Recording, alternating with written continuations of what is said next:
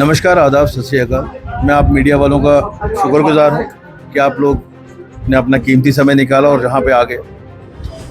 आज हमारी बहुत बड़ी ज्वाइनिंग थी आलोची बाग में, और ये सारा श्रेय जो आपकी ज्वाइनिंग का जाता है वो हमारी पार्टी की provincial general secretary Sabina Sheikh ji को जाता है। ये सारी ज्वाइनिंग उन्हीं के थ्रू थी, और इन्होंने जिसको कहते हैं बड़े फोर्सफुली, जिसको कहते हैं मुझे जम्मू से कल बुलवाया, और मैं इनका मशकूर हूँ कि इन्होंने इतनी बड़ी ज्वाइनिंग करवाई। और जो इन लोगों के मसले हैं, जो भी इन्होंने हमें बताए, मैं अपने हवाले से ये इनको वचन देता हूँ कि जितना होगा हम उन वादों को पूरा करने की कोशिश करेंगे। तो नवनीत जी, आपसे समझना चाहेंगे कितने लोगों ने ज्वाइन किया और क्या इनकी वापसी और किसी पार्टी के साथ इससे पहले थी? देखिए, ये जो फोरम है ये इन्होंने कोई कुछ लोग बीजेपी में थे, कुछ इन्होंने अपना कोई एक विंग बनाया हुआ है, कुछ एनसी के थे। उन लोगों ने कम से कम लगभग 100 लोगों ने आज ज्वाइनिंग की है। ठीक है, तो उम्मीद है कि इनके साथ और साथी भी हैं। ये आज सिर्फ इनके ओहदेदार थे जो अलग अलग कॉन्स्टिट्यूएंसी में अलग अलग डिस्ट्रिक्ट्स के ओहदेदार थे, वो आए थे। आगे इनके जो है ज्वाइनिंग ऐसे ही और डिस्ट्रिक्ट्स में और असेंबली कॉन्स्टिट्यूएंसीज में वैसे ही चलती रहेगी। नवनीत जी, एक सवाल और आपसे करना चाहेंगे। यहाँ पर नेशनल कांग्रेस के चीफ मिनिस्टर उमर अब्दुल्ला ने कल एक बयान दिया है जिसमें उन्होंने कहा कि हमारे एमएलएज को खरीदने की कोशिश की 20 से 30 करोड़ रुपए में। आपका क्या रिएक्शन इस पर रहेगा? मैं उमर साहब को बोलूँगा कि उमर साहब ने ना गुजरातियों से बड़े व्यापारी हो गए हैं। उमर साहब ने क्या किया कि अपने एमएलएज का रेट फिक्स कर दिया। उन्होंने बोला कि मेरा एमएलए को बिकेगा ना अगर, तो 20 से 30 करोड़ से नीचे मत बिकना। तो उन्होंने अपना रेट खुद फिक्स किया। तो अगर ये बात वाकई सच है तो मैं आपके माध्यम से, मीडिया के माध्यम से उमर साहब को ये कहता हूँ कि उमर साहब, उस बीजेपी के लीडर का नाम पब्लिक डोमेन में लाइए।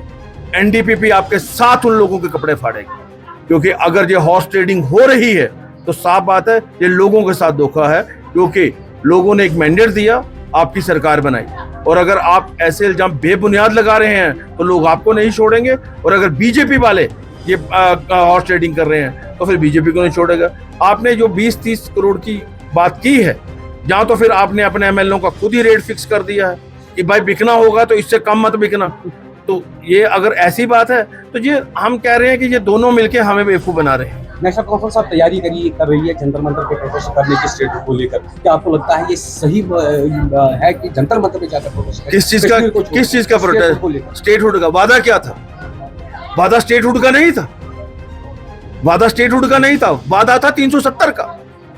और आपको बता दूं आपके माध्यम से कि 370 किसी भी पॉलिटिकल पार्टी का मुद्दा नहीं था। किसी भी पॉलिटिकल पार्टी को रीजनल पार्टी 370 नहीं ला सकती, ये आप सब लोग जानते थे। इन्होंने लोगों को गुमराह किया। और आपको बता दूं, गुलाम नबी आजाद का बयान था, आजाद साहब के बयान को कोट कर रहा हूं मैं, आजाद साहब का बयान था कि मेरे में ताकत नहीं है 370 वापस लाने की, क्योंकि कोई भी रीजनल पार्टी उसको वापस नहीं ला सकती, क्योंकि ये पार्लियामेंट का डोमेन है। तो उमर साहब ने कैसे लोगों के साथ वादा किया? उमर साहब को बोलो स्टेटहुड सबको चाहिए, हमें भी चाहिए, आपको भी चाहिए, इनको भी चाहिए। बस स्टेटहुड लाने के लिए पहले स्टेटहुड जितना काम तो हो जाए। सेंटर ने वो बोला हुआ है। देखिए, बीजेपी ने ये और होम मिनिस्टर ने ये बोला है कि जब हमें लगेगा कि स्टेटहुड देना संभव है, हम दे देंगे। पुलवामा का जो अपना पहलगाम का अटैक हुआ, ठीक है, आपको लगता है कि उसके बाद स्टेटहुड आना चाहिए?